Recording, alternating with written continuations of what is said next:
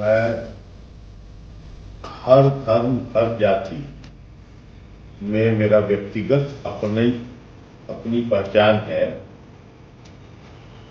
इन दो पार्टियों से टिकट अगर लेकर मैं आज के तारीख में चुनाव लड़ूं तो 12 बजे ही रिजल्ट हो जाए। 1 बजे का कोई काम नहीं। और मैं निर्दलीय लड़ूं तो 5 बजे शाम में रिजल्ट, क्योंकि पार्टी का तो कुछ फर्क पड़ता ही है। क्योंकि आम जनता बदलाव चाहती, इसमें कोई दो मत नहीं है। मोतिहारी की बात नहीं है, यह पूरे बिहार का एक इशू हो गया है और बेरोजगारी इसका सबसे बड़ा इशू है। हर आदमी जो कह रहा है कि हम 1 लाख नौकरी देंगे, 5 लाख नौकरी देंगे, 50 करोड़ नौकरी देंगे, हम यह देंगे वह देंगे, परंतु किसी ने, जैसे हम कहते हैं कि हम बिजली का आविष्कार करें, तो उसका कुछ फार्मूला होगा ना। हम ऑक्सीजन का आविष्कार करेंगे तो उसका फार्मूला होगा O2C2 जो भी हो H2। तो उस फार्मूला की देखिए बड़ी कमी है। और अब राधा मोहन जी के चलते आ गई कि जो अकाल्पनीय नहीं, अब काल्पनिक लग रही है क्या है, परंतु उसके लिए एयरपोर्ट मस्ट है। एयरपोर्ट की कनेक्टिविटी आवश्यक है। तो हो सकता है संसदीय प्रयास में लगे हों, क्या हो रहा है सब देखिए।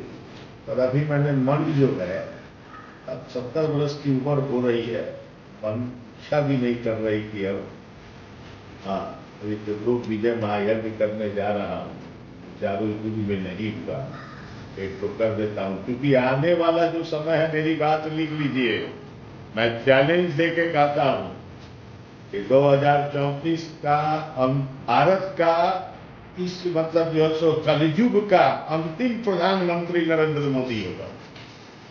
और 2034 के अंतिम में जब तक जो है प्रलय हो जाएगा। अब प्रलय का मतलब पूरी सृष्टि का विनाश नहीं है, पर 75% लोग जो है हर मतलब जो है सो प्राकृतिक घटना से कटेंगे।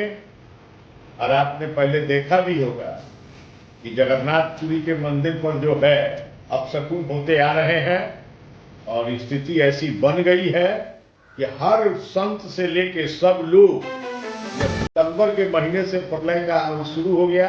आप देखिएगा विश्व में कहीं ना कहीं रोज 2 दिन 1 दिन पर 1000, 500, 200, 100 करके जनसंख्या घटती है। तो ऐसी स्थिति में भारत सुरक्षित रहेगा। भारत को विश्वगुरु बनना है और उसके लिए त्रिलोक विजय महायज्ञ, जो कभी चारों मतलब जो है सो युग में नहीं था। राम पर मेघनाथ जो है विजय पाने के लिए कर रहा था, तो हनुमान जी ने उसको विध्वंस कर दिया। हमारे यहाँ उसकी जो है सो वो है, क्या नाम है, शास्त्र में उसका जो है ब्रह्म शास्त्र में प्रावधान है। और मैं अंतिम यज्ञ जो है उसको करने में ज्यादा इंटरेस्टेड हूँ। हाँ, मेरे अपने लोग, जनता भी चाह रही है कि मैं एक बार चुनाव लड़ूं, पर मेरी अंदर से इच्छा। बीजेपी के द्वारा लगातार 5 बार प्रमोद कुमार को टिकट दिया गया, कई बार वो विधायक बने, मंत्री भी बने, उसके बावजूद भी बार बार एक ही उम्मीदवार को टिकट देने से मोतिहारी की जनता में काफ़ी रोष देखा जा रहा है। देखिए है क्या, तो प्रमोद भाई अच्छे हैं, अब वो अस्वस्थ भी रहते हैं। और मोदी जी, देखिए बीजेपी एक ऐसी संगठित संस्था है जहां पर सब कुछ नेतृत्व के तहत होता है। वहां कोई चाह करके न टिकट ले सकता है न छोड़ सकता है। पर जो मोदी जी का विजन है कि नया युग आवे, नए चेहरे आवे, तो उसके तहत जो है सो अब क्या होगा सो मैं क्या बताऊं। तो सवाल है कि इंटरनल फोर्स का मामला है। कहीं ऐसा तो नहीं होगा कि एक तरफ भाजपा से प्रमोद कुमार को टिकट मिले, दूसरे तरफ जदयू के बागी उम्मीदवार के तौर पर दिव्यांशु भारद्वाज आए, तो ऐसे में यह सीट कहीं आरजेडी के पाले में तो न चले जाएगा। देखिए मैं आपको एक बात बताऊं, अगर भाजपा से प्रमोद जी को टिकट मिलेगी जदयू के बागी उम्मीदवार आवे तो आरजेडी के उम्मीदवार आवे तो 100% जो है आम जनता का एकमात्र झुकाव क्या है इस वक्त आज के तारीख कि पहले देश बचाओ।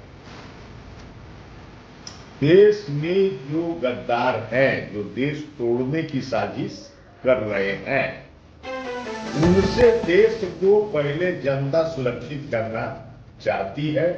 इसलिए मुझे अपनी उम्मीद है कि 100% बिहार में एनडीए की सरकार, बिहारी भी